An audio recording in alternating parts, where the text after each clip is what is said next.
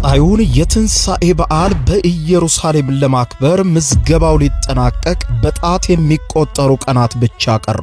መታደል አስጎብኝና የጉዞ ወኪል ለዓመታት በኢየሩሳሌም ቅዱሳን ቦታዎችን በማስጎብኘት በብዙዎች ተመስግነናል። አሁን ደግሞ የፊታችንን የትንሳኤ በዓል በኢየሩሳሌም ለማክበር ውስን ቦታዎች ቀርተዋል። ጌታ ኢየሱስ ክርስቶስ ከተወለደበት ከቤተልሔም እስከ ጎልጎታ፣ ከገዳመ ቆሮንቶስ እስከ ገሊላ ባህር፣ ከዮርዳኖስ ወንዝ እስከ ጌትሴማኔ የታቦር ተራራን ጨምሮ በርካታ መጽሐፍ ቅዱሳዊ ቅዱሳን ቦታዎችን እንጎበኛለን። የደርሶ መልስ የኢትዮጵያ አየር መንገድ የበረራ ትኬት ዋጋ 165,000 ብር፣ የጉዞ ቀንን ጨምሮ 14 ቀናት የሆቴል የመጓጓዣ የጉብኝት ቦታዎች ክፍያን ጨምሮ 2200 የአሜሪካን ዶላር።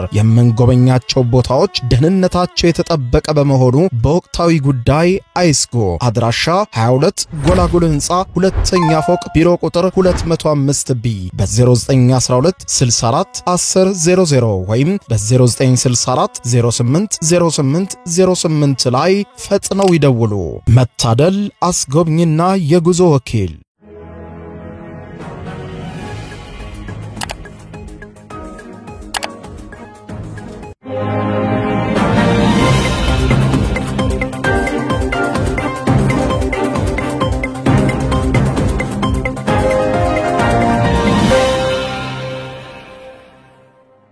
ተናስተልኝ ክብራትና ክብራን የዩቲዩብ ቻናል ቤተሰቦች የሰዓቱን አጭር መረጃ ይዤ ቀርብ ያለው እስከ ፍጻሜ አብራችሁኝ ቆዩ። ክብራን አድማጮች በወቅታዊ ሁኔታ በትግራይ ክልል የተፈጠረውን ሁኔታ አስመልክቶ ሪፖርተር ጋዜጣ ሰፊ የትንታኔ ዘገባ ይዞ ወጥቷል። ይኸውም ከሰሞኑ የተፈጠረውን ጉዳይ አስመልክቶ በዝርዝር ዘገባ ይዟል። ከአቶ ጌታቸው ረዳ መግለጫ በፊትና በኋላ የተፈጠሩ ክስተቶችን እንዲሁም ደግሞ የህወሓት አመራር ከሆኑት መካከል ወይዘሮ ፈትለወርቅ ወይም ሞንጆሪኖ ለአንድ መገናኛ ብዙሃን የሰጡትን ምላሽ ይዟል። በተለይም እኛ እድር አይደለንም የፖለቲካ ፓርቲዎች ነን፣ ስልጣን እንፈልጋለን፣ ለስልጣን ነው የምንታገለው ሲሉ ቃል በቃል መናገራቸውንም ጭምር ጠቅሷል። በርካታ የክልሉን ፖለቲከኞችም አናግሯል። በዚህ ሰፊ ዘገባው ላይ የጠቀሰውን አስገራሚ ትንታኔ በቀጣይ የማስደምጣችሁናል። አብረን ሰፊውን ትንታኔ እናድምጠው። የትግራይ ክልል ጊዜያዊ አስተዳደር ፕሬዝዳንት አቶ ጌታቸው ረዳ ባሳለፍነው ሐሙስ መጋቢት 4 ቀን 2017 ዓ.ም በአዲስ አበባ የሰጡት መግለጫ ብዙ ጉዳዮችን በግልጽ ያስቀመጠ ነበር የሚለው ሪፖርተር ጋዜጣ ሰፊ ትንታኔውን ሲጀምር ትግራይ ክልልን ከሁለት ዓመታት አሰቃቂ ጦርነት እንዲላቀቅ ያደረገው የፕሪቶሪያው የሰላም ስምምነት ከናካቴው መፍረሱ ይፋ ባይሆንም ነገር ግን እርሳቸው ሲመሩት የቆዩትና በስምምነቱ መሰረትም ተመስርቶ የነበረው ጊዜያዊ አስተዳደር መደበኛ ስራውን እየሰራ መቀጠል የሚችልበት ሁኔታ ችግር ውስጥ መውደቁን ያረጋገጠ ይመስል ነበር ብሎታል። ይህንን በተመለከተ ጊዜያዊ አስተዳደሩ የፌደራል መንግስቱ አካል ነው የሚሉት አቶ ጌታቸው ረዳ በህግ የተቋቋመው አስተዳደር ግን ስልጣን ፈላጊ ባሉት የህወሓት ቡድን አንጃ የተነሳ ስራውን እየሰራ የሚቀጥልበት አውድ መነፈጉን በግልጽ በመግለጫቸው ላይ ጠቁመዋል። አቶ ጌታቸው ረዳ በአዲስ አበባ መግለጫ እየሰጡ በነበረበት ሰዓትና ከዚያ ወዲህም ቢሆን በትግራይ ክልል በተለያዩ ከተሞች የህወሓት አንደኛው ክንፍ ይህንኑ የተለያዩ እርምጃዎችን በክልሉ ሲወስድ ይስተዋል ነበር።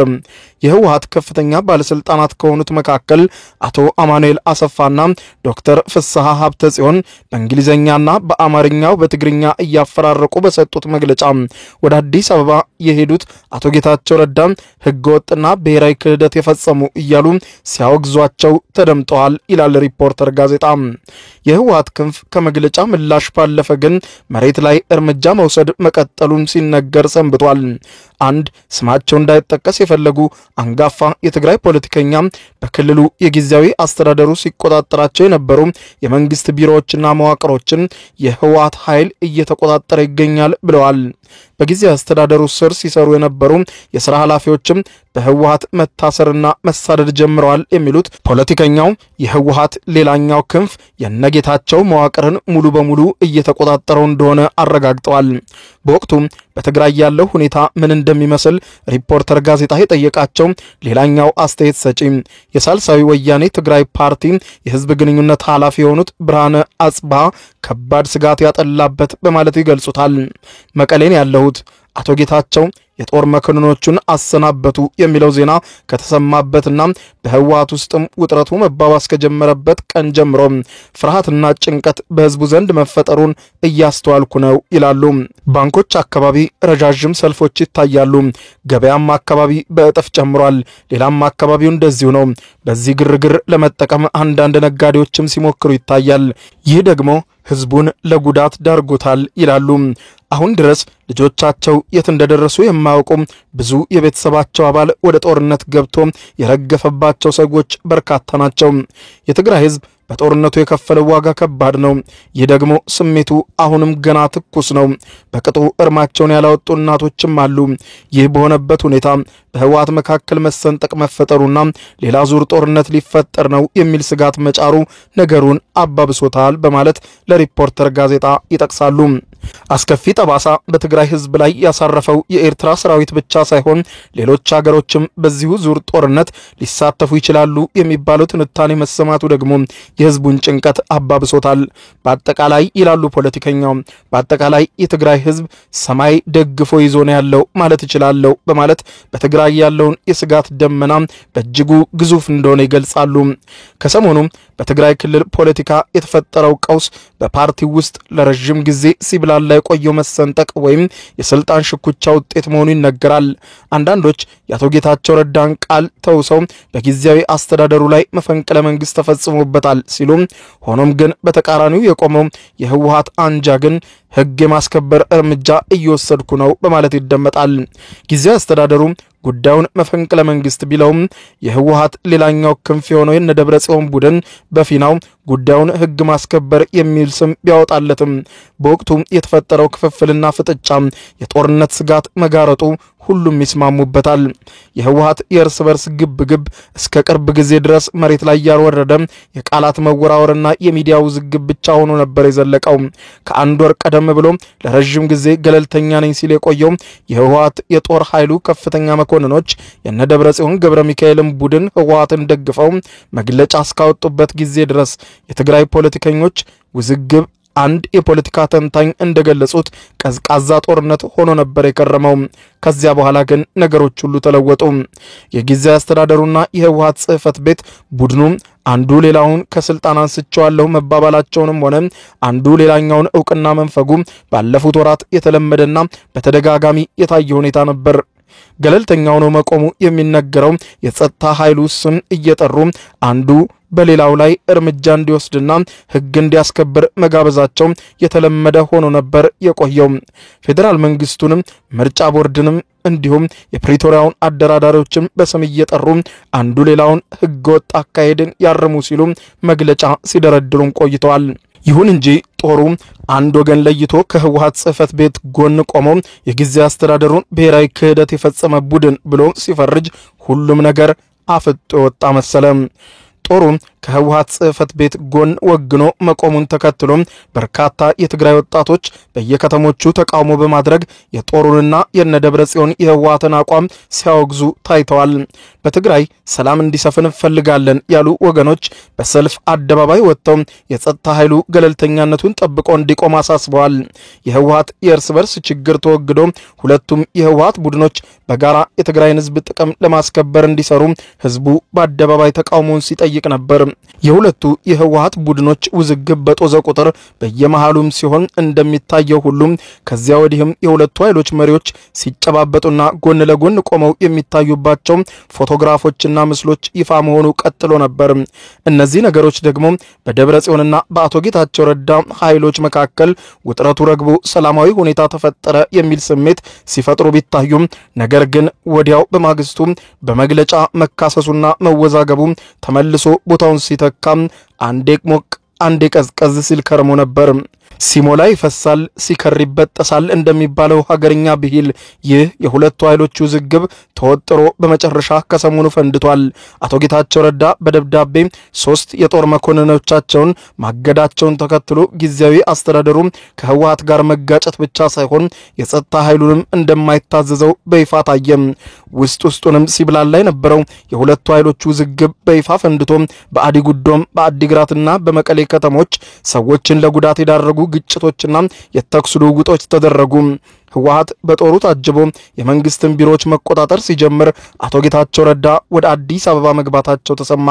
አቶ ጌታቸው ጊዜያዊ አስተዳደሩን ከሞት ለመታደግ የፌዴራል መንግስቱ ጣልቃ እንዲገባ ከበቂ በላይ ምክንያት አለው ማለታቸው በትግራይ ክልል ታላቅ ብሔራዊ ክህደት ፈጸሙ በሚል ያኛው የህወሓት ቡድን ነገሩን ሲያጦዘው ታየ። አሁን ትግራይን የተቆጣጠረው የህወሓት ኃይል ከፌዴራል መንግስት ጋር ዳግም ወደ ጦርነት ሊያመራ ይችላል የሚል ስጋት ተፈጥሯል።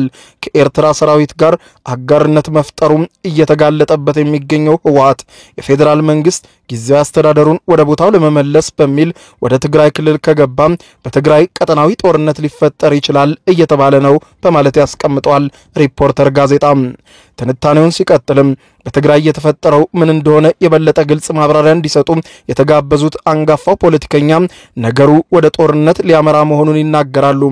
ዓለም አቀፉ ማህበረሰብ አሉ እኚሁ የፖለቲካ ተንታኝ ዓለም አቀፉ ማህበረሰብን በዲፕሎማሲ ከሰራና ሁሉም ወገን ለሰላም ዝግጁ ከሆነ ሰላም ሊመለስ ይችላል። ትግራይን የተቆጣጠረው የህወሓት ሌላኛው ኃይል ከፌዴራል መንግስቱ ጋር መነጋገሩ የማይቀር ነው። ሆኖም ጊዜያዊ አስተዳደሩ መፍረሱን ፌዴራል መንግስት ተቀብሎ የነርሱን ጥያቄ ያስተናግዳል ወይ የሚለው ወሳኝ ጉዳይ ነው። አቶ ጌታቸውም ሆነ በጊዜያዊ አስተዳደሩ ስር የነበሩ ሜዳ ላይ እንዲቀሩ መንግስት ይወስናል የሚለውም ወሳኝ ነው። ፕሪቶሪያ በአመዛኙ አበቃለት ወደሚያስብል ደረጃ ደርሷል። ነገር ግን ዳግም መደራደርና ማሻሻልም ይቻላል። በትግራይ ተፈጥሮ የነበረው የሰላም ብቻ ሳይሆን የዲሞክራሲ ተስፋም ቢሆን ከባድ አደጋ ተጋርጦበታል በማለት ያብራራሉ። የሳልሳዊ ወያኔ ፓርቲው አቶ ብርሃነ በበኩላቸው ደግሞ ህወሓት ጊዜያዊ አስተዳደሩን ሲመሰረት በሂደት ለራሱ የሚመች መንገድ ሊጠቀምበት አስቦ ወደ ሰላም ስምምነቱና ወደ ጊዜያዊ መንግስት ምስረታው መግባቱን ይገልጻሉ። ይህ ባሰበው መንገድ አልሄድ ሲለው ደግሞ ግን ቡድኑን በኃላፊነት የያዙትን አቶ ጌታቸው ረዳን በራሱ ታማኝ በሚለው ሰው ለመተካት ከባድ እንቅስቃሴ ማድረግ መጀመሩን ጠቁመዋል። ይህ ደግሞ በህወሓትና በጊዜያዊ አስተዳደሩ መካከል ግጭት መፍጠሩን ነው ያስረዱት። ህወሓት መንግስትና ፍጹም የበላይነትን የጨበጠ ኃይል ነበር። ደም አፋሳሽ ጦርነት በትግራይ ክልል ከተካሄደ በኋላ ግን ሁሉንም አቃፊና አሳታፊ የሆነ ስርዓት በትግራይ እንዲፈጠር ለመስማማት ተገደደ። በአዋጅ ቁጥር 359/1995 መሰረት እንዲሁም በፕሪቶሪያ በተስማማውና በጊዜያዊ አስተዳደሩ መመስረቻ ደንብ መሰረት ጊዜያዊ አስተዳደሩ ያን ተመሰረተ በማለት ያስረዳሉ። አክለውም ነገር ግን ሂደቱ አካታችና አቃፊ መንገድን የተከተለ ስላልነበር እኛ በጊዜው ተቃውሞ ስናቀርብ ቆይተናል። ይህም ቢሆን ህወሓት አልተስማማውም። ሙሉ ለሙሉ ጊዜያዊ አስተዳደሩን መቆጣጠር ነበር የፈለገው። በአንድ ከተማ 2 ከንቲባ፣ በአንድ ዞን 2 አስተዳዳሪ ሲሾም ቆየ። ተቃዋሚዎች ወጣቱና ምሁራን ፖለቲካውን እንዲሰፋና ዴሞክራሲን እንዲበቅል ግፊት ስናደርግ ቆይተናል። ሆኖም ግን ህወሓት ይህ ለህልውና አደገኛ ነው በማለቱ ጊዜያዊ መንግስቱን ለማፍረስ መስራት ጀመረ።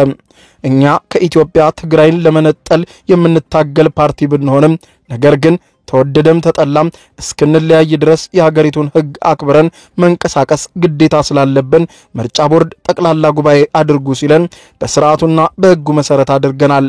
ህወሓት ግን ይህንን አልቀበልም ብሎ ጥሶታል። ያደረገውን ጉባኤ ዳግም እንዲያደርግ ቢታዘዝም እስካሁን አላደረገም።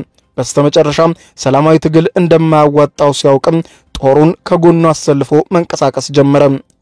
አሁን የሚታየው ከቀበሌ ጀምሮ በወረዳና በከተሞች መዋቅር እያፈረሱና ቢሮዎችንም እየሰበሩ መንግስትን ወደ መቆጣጠር ነው የገቡት። የሚፈልጉትን እያሰሩ እየሰወሩና የሚፈልጉትን እያስፈራሩ በኃይል ስልጣኑን ቀምተዋል። ጊዜያዊ አስተዳደሩ የሚጠበቅበትን ያክል ሰርቷል ባንልም ነገር ግን የሞተ መንግስት ቢሆን ህጋዊ ስርዓት ይሻለናል ብለን እናምናለን። ስለዚህም አሁን ህወሓት እየሄደበት ያለው መንገድን እንቃወማለን። አሳፋሪ ያልተገባ ድርጊት ብቻ ሳይሆን ትግራይን ዳግም ከባድ ዋጋ የሚያስከፍል በመሆኑ በአስቸኳይ ክልላዊ ብሔራዊ ጉባኤ ተጠርቶ ሁሉንም አኳታች መንግስት መመስረት አለበት። ይህ ሳይሆን ጦርነቱ ከተጀመረ ቀጠናዊ ዓለም አቀፋዊ ቀውስም የሚፈጠር በመሆኑ ህወሓት ይህንን ድርጊት አቆሞ ወደ ጠረጴዛ ፖለቲካ መምጣት አለበት በማለት ሰፊ ማብራሪያ ለሪፖርተር ጋዜጣ ሰጥተዋል። በትግራይ ክልል በህወሓት መከፋፈል የተፈጠረው አደጋን ለመፍታት ፌደራል መንግስቱ ምን አይነት መንገድ ይከተል የሚለውን በተመለከተ የትንታኔ እስከተጻፈበት ሰዓት ድረስ ከመንግስት በኩል የተሰጠ ማብራሪያ የለም ይላል የሪፖርተር ጋዜጣ ትንታኔ። ጉዳዩ የፌደራል መንግስቱ ወደ ትግራይ የጸጥታ ኃይሉን እንዲያስገባ መነሻ የሚሆንና ከህወሓት ጋር ጦርነት ዳግም እንዲቀሰቀስ የሚያደርግ ነው እያስባለ ነው። ነገር ግን ከትግራይ ባለፈም የአማራና አፋር ክልሎችን የሚያካልል ተጨማሪ ግጭት ያዋልዳል የሚል ስጋትን ፈጥሯል። አሁን በውጭ የሚገኙትና በጊዜያዊ አስተዳደሩ ከፍተኛ አመራር ሆነው የቆዩት ሌተናል ጀነራል ጻድቃን ገብረትንሳይ እንደገመቱት ከሆነ ህወሓት ጊዜያዊ አስተዳደሩን ማፍረሱ የኤርትራ ሰራዊትን የሚጋብዝ ጦርነት ሊያዋልድ የሚችል እንዲሁም በሱዳን እየተካሄደ ካለው ጦርነት ጋር የሚጋመድ ጦርነት በኢትዮጵያ የሚፈጠር አጋጣሚ ነው በማለት ያብራራሉ። በደብረጽዮን ገብረ ሚካኤል በኩል የሚመራው የህወሓት ክንፍ የአቶ ጌታቸው ረዳን አስተዳደር ከፌደራል መንግስቱ ጋር በመስራቱና ፌደራል መንግስቱን ጣልቃ እንዲገባ በመጠየቁ ብሔራዊ ክህደት የፈጸመ ሲሉ ይወነጅሉታል። ይሁን እንጂ ይላል ሪፖርተር ጋዜጣ፣ ይሁን እንጂ ህወሓት ከኤርትራ ጋር በሚስጥር መተባበሩ ምን አይነት ስያሜ ሊሰጠው ይችላል ሲሉ በተቃራኒው የሚጠይቁ በርካቶች ናቸው ብሏል ጋዜጣው። አቶ ጌታቸው ረዳ ባሳለፍነው ሐሙስ በሰጡት መግለጫ ትግራይን በወቅቱ የከበበው ሁኔታ ምን አይነት መልክ ያለው እንደሆነ ሰፊ ማብራሪያ ሲሰጡ ውለዋል። አንዳንዴ ትንሽ ፈሪሃ እግዚአብሔር የሚያስፈልጋል ያሉት አቶ ጌታቸው ረዳ የፌደራል መንግስቱ ዝም ብሎ መውቀስና መኮነን ብቻ ሳይሆን ራሱም ህወሓት የፈጠረውን ችግር በሰፊው ሲዘረዝሩ ተደምጠዋል። በመግለጫቸው ካነሱት ሰፊ ሐሳብ ደግሞ የሚከተሉትን ይዘዋል። መልሶ ማቋቋምና ተፈናቃዮችን መመለስ ያስቆምነው ራሳችንን። ሁሉንም ጥፋት ለፌደራል መንግስት እየሰጠው ከእንግዲህ መቀጠል አልችልም።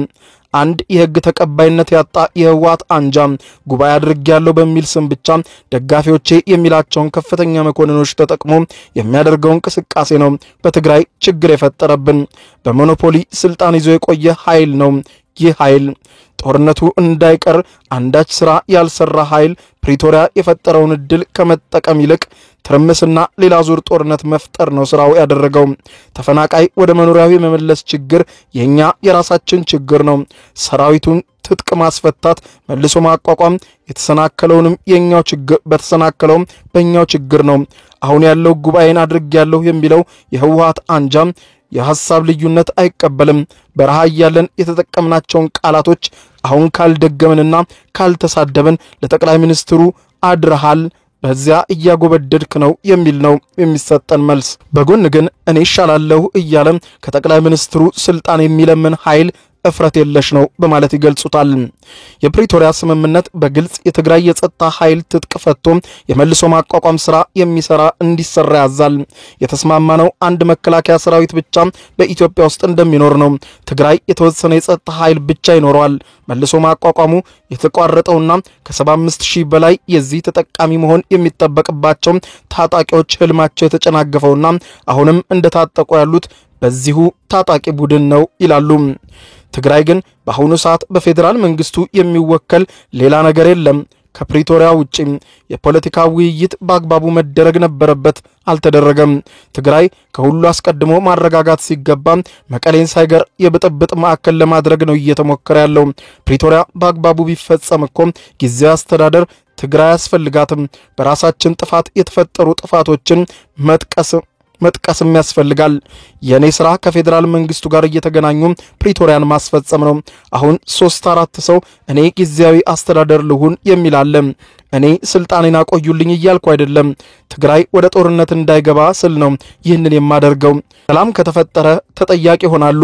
ሰላም ተፈጥሮ ተጠያቂ ላለመሆንና ስልጣን ለመያዝ ሲሉ ወደ ጦርነት መግባት የሚመርጡ ጥቂቶች አሉ ሲሉ የነደብረጽዮን ቡድንን ያጋልጣሉ አቶ ጌታቸው። ይህንን መሰል ይዘት ያለው የአቶ ጌታቸው ረዳ መግለጫ በወቅቱ በትግራይ የተፈጠረውን ሁኔታ ግን የተሟላ ሁኔታ ብቻውን ይገልጸዋል ተብሎ አይገመትም። ከአቶ ጌታቸው ወገን በተቃራኒ የቆመው የህወሓት አንጃ ምን መሳይ አቋም በአሁኑ ወቅት እያንጸባረቀ እንደሆነ በዝርዝር መመልከት አስፈላጊ ነው ተብሎ ይታመናል ብሏል ሪፖርተር። ትግራይን የከበበውና ለቀጠናዊ ጦርነት ኢትዮጵያን ዳግም ሊዳርግ ይችላል ተብሎ የተፈራው ያለው ስጋት ምንጩ ምን እንደሆነ የበለጠ ለመረዳት አቶ ጌታቸውን የሚቃወመው ህወሓትን የሚያነሳቸውን አጀንዳዎች መመርመር እንደሚጠይቅ ይገመታል። ከሰሞኑ ወደ 3 ሰዓት የረዘመ ቃለ መጠይቅ በሆራይዘን ዩቲዩብ ገጽ ላይ የሰጡት የህወሓት ከፍተኛ አመራር የሆኑት ወይዘሮ ፈትለወርቅ ገብረ እግዚአብሔር ወይም ሞንጆሪኖ ህወሓት ከጊዜያዊ አስተዳደሩ ጋር ከፈጠረው ውዝግብ ጀምሮ በብዙ ጉዳዮች የሚከተላቸውን አቋሞች በሰፊው ሲያብራሩ ተደምጠዋል። ፈትለወርቅ ዛሬ ከመንግስት ጋር ፕሪቶሪያ ብቻ ነው የሚያገናኘን። ከብልጽግና ጋር የፓርቲ ውይይትም እናደርጋለን። አንዳንዴ መግለጫ መወራወርና አለመግባባትም ይፈጠራል። እኛ እስካሁን አያምኑንም፣ መጠራጠርም አለ። እኛ ግን ሰላም እንደምንፈልግ ነው የምናንጸባርቀው ይላሉ ሞንጆሪኖ። አክለውም አስገራሚውን መግለጫቸውን ሲቀጥሉ የካቲት 3 ቀን ምርጫ ቦርድ እኛን አግጃችኋለሁ ብሎ ደብዳቤ ላከልን። ሆኖም ከዚያ ወዲህ በአፍሪካ ህብረት ኢጋድና ሌሎችም ባሉት የፕሪቶሪያ ስምምነቶች ልምድ የተገመገመበት መድረክ ላይ ከብልጽግና ጎን ተቀምጠን ተነጋግረናል። በአንድ በኩል አግደናቸዋል፣ አናውቃቸውም ይሉናል። በሌላ በኩል ደግሞ እየጠሩ እንነጋገር፣ አብረን እንስራ ይሉናል። ይህ ነገር ይቆም ነው የምንለው። ለ50 ዓመታት የታገለ ድርጅት አንመዘግብም በሚል ውዝግብ መፍጠር ለምን ያስፈልጋል? እኛ ለረጅም ጊዜ የኤርትራ ሰራዊት ድንበር አልፎ ትግራይ ገብቶ ጨፍጭፎናል፣ መሬታችንን ይዞ ይገኛል ስንል ነበር። ሆኖም እነርሱ ይህንን ሲክዱ ነበር የቆዩት። አሁን ደግሞ ድጋሚ ተመልሰው ኤርትራ ትግራይ ገብታ ጨፍጭፋለች፣ መሬት ይዛለች ማለት ጀምሯል። ይህንን እኛ እንቀበልም ሲሉ የኤርትራ መንግስትን ሲከላከሉ ተደምጧል። የፕሪቶሪያ ተኩስ ማቆም ስምምነት ነበር የተፈራረምነው። ነገር ግን በአጭር ጊዜ ተመልሶ ወደ ጦርነት ላለመግባት ሲባል ዘላቂ የተኩስ አቆም ስምምነት ነበር የተደረገው። በዚያ ስምምነት ውስጥ ደግሞ ብዙ የማንስማማባቸው የስምምነቶች ነጥብ ገብተዋል ሲሉ የተስማሙባቸውን ሰነዶች አሁን አናውቃቸውም ሲለው ይናገራሉ። ሞንጆሪኖ ይቀጥላሉ። አንዳንዶቹማ የማናውቃቸውና ያልሰማናቸው ነጥቦችም ነበሩ የተካተቱት። ጊዜያዊ አስተዳደሩ ከያዘው የ27 የካቢኔ አባላት 14 ህወሓት ይሁን ተባለ። ቀሪው 13 ወንበር ደግሞ ሰራዊቱን ጨምሮ ሌሎች ፓርቲዎች፣ ምሁራንና የሲቪክ ማህበራት እንዲካፈሉት ተስማማን። ፕሪቶሪያ ላይ የተደራደርነውም ሆነ ትልቁ ፓርቲ ህወሓት ስለሆነ አብላጫውን ስልጣን ይይዛል ነው የተባለው። ለስልጣን የምንታገለው ህወሓት የፖለቲካ ፓርቲ እንጂ እድር ወይም ማህበር አይደለም። ስልጣን መመኘት ለአንድ የፖለቲካ ድርጅት ኃጢያት አይደለም። የምንመኘው ስልጣን ነው። ስልጣኑን ደግሞ እንይዘዋለን። ነገር ግን ይህ ስልጣን ፍላጎት ከድርጅት ወጥቶ ግለሰባዊ ሲሆን ትልቅ ችግር ሊፈጠር ይችላል። እኛም ስልጣን ነው የምንፈልገው ብለዋል። አንዳንዶች አካታች መንግስት በትግራይ መመስረት አለበት እያሉ ነገሩን ያሳስቱታል። ሆኖም ግን ፕሪቶሪያ ላይ አካታች ይሁን ተባለ እንጂ ጊዜያዊ አስተዳደሩ ሲመሰረት ተፈራራሚዎቹ እየተወያዩ አስተዳደሩን በስምምነት ይፈጥሩታል የተባለው። ፕሬዝዳንቱን ጨምሮ ከህወሓት አብላጫው ወንበር የሚያዝ እንደሚሆን ይታወቃል። ከሰራዊቱና ከምሁራን ደግሞ 2 ምክትሎች ከፕሬዝዳንቱ ስር ይኖራሉ ተብሎ ነበር በመስረታው ጉባኤ ላይ የተስማማ ነው። ህወሓት ባደረገው የማዕከላዊ ኮሚቴ ምርጫ በ6 ተቃውሞ ደብረጽዮን ፕሬዝዳንት ሆኖ ተመረጠ። ለጊዜያዊ አስተዳደሩ መሪነት ደግሞ ይህ በቂ ቢሆንም የፌደራል መንግስቱ ግን አልፈልግም ቀይሮ አለን። ወጣትና ምሁር ከማዕከላዊ ኮሚቴ አባል መርጣችሁ አድርጉ ስላለን አልተስማማንም። በወቅቱ አልፈለግንም ነበር። ጣልቃ ትግቡብን ማለት የምንችልበት አቅምም በወቅቱ አልነበረንም።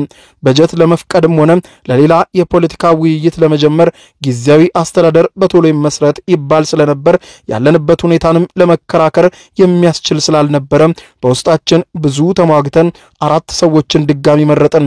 በስተመጨረሻም 18 ለ17 በሆነ ድምጽ ጌታቸው ረዳ ፕሬዝዳንት ሆኖ ተመረጠ። ጌታቸው ረዳ የማዕከላዊ ኮሚቴ ብቻ ሳይሆን የሥራ አስፈጻሚ አባል ጭምርም ስለነበር ምርጫችንን ፌደራል አይቀበለውም የሚል ግምት ቢኖረንም ብልጽግና ግን በሙሉ ድምጽ ተቀብየዋለሁ ነበር ያለን። አቶ ጌታቸው ፕሬዝዳንት ከሆነ በኋላ ግን ወዲያው ስህተት መፈጸሙስ ገባ በማለት ሞንጆሪኖ ጌታቸውን ሲከሱ ይደመጣሉ። ለብቻው መንቀሳቀስ ጀመረ። ህወሓት ለረጅም ጊዜ የገነባውን የጋራ አመራር ባህላችንን አፍርሶ በአጭር ጊዜ በደብዳቤ ብቻ በግሉ ሰዎችን ማባረር፣ ማስፈራራት ጀመረ። አካሄዱ እየተበላሸ ሲመጣ በመጨረሻ ግምገማ እናድርግ ተብሎ ረጅም ጊዜ ወሰደ ግምገማ ተደረገ። ሂስና ግለሂስ አደረግን። መሰረቱን የሳቱ ሰዎችም ኮሚቴ ተቋቁሞ ክትትል እንዲደረግ ወሰንን።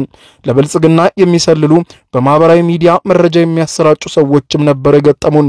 ድርጅቱ ከመንገዱ እንዲወጣ የሚፈልጉ ኃይሎችንም አግኝተናል ይላሉ ሞንጆሪኖ። ይህንን መሳይ ይዘት ያለው የህወሓት አመራሯ የፈትለወርቅ ሞንጆሪኖ ንግግር ደግሞ አቶ ጌታቸው ከሰሞኑ ከሰጡት መግለጫ ጋር ፍጹም የሚቃረን ሲሆን ነው የሚታየው ያለው ሪፖርተር ጋዜጣ። በዚህ ሁኔታ ፌዴራል መንግስቱ ገብቶበት ቢሆን የህወሓት መከፋፈል በቀላሉ ይፈታ ይሆን ወይ የሚለው ጉዳዩ ጥያቄ እየተነሳበት ነው። የትግራይ ክልልን የከበበው የህወሓት መከፋፈል የጀመረው ፍትጊያና ሽኩቻ ተባብሶ ወደ ቀጠናዊ ጦርነት ይሸጋግራል ወይስ በቶሎ በሰላም ይረግባል የሚለው ጉዳይ አሁን የብዙዎች ጥያቄ ሆኗል። የአሜሪካ፣ የጀርመን፣ የእንግሊዝ፣ የአውሮፓ ህብረትን ጨምሮ በኢትዮጵያ መቀመጫቸውን ያደረጉ 25 ሀገሮች ኤምባሲዎች በጋራ ባወጡት መግለጫ የትግራይ ሁኔታ እንዳሳሰባቸው ሐሙስ ዕለት በጋዜጣዊ መግለጫ ይፋ አድርገዋል። የአፍሪካ ህብረትን በበኩሉ የትግራይ ጉዳይን በቅርበት እየተከታተለ መሆኑን አመልክቷል። ህብረቱ የሚመለከታቸው ሰላም ስምምነቱ ባለቤቶች በዓለም አደባባይ የፈረሙትን ስምምነት እንዲያከብሩ ጥሪ አቅርቧል። ህብረቱ ንግግር እንዲደረግ እሰራለሁም ብሏል። የትግራይ ዕጣ ፈንታ ታዲያ በቀጣይ ምን ሊሆን ይችላል? ኤርትራን የሚያሳትፍ ዳግም ግጭት ወይስ ነገሮች በጠረጴዛ ዙሪያ ተፈተው ሰላማዊ አየር መተንፈስ?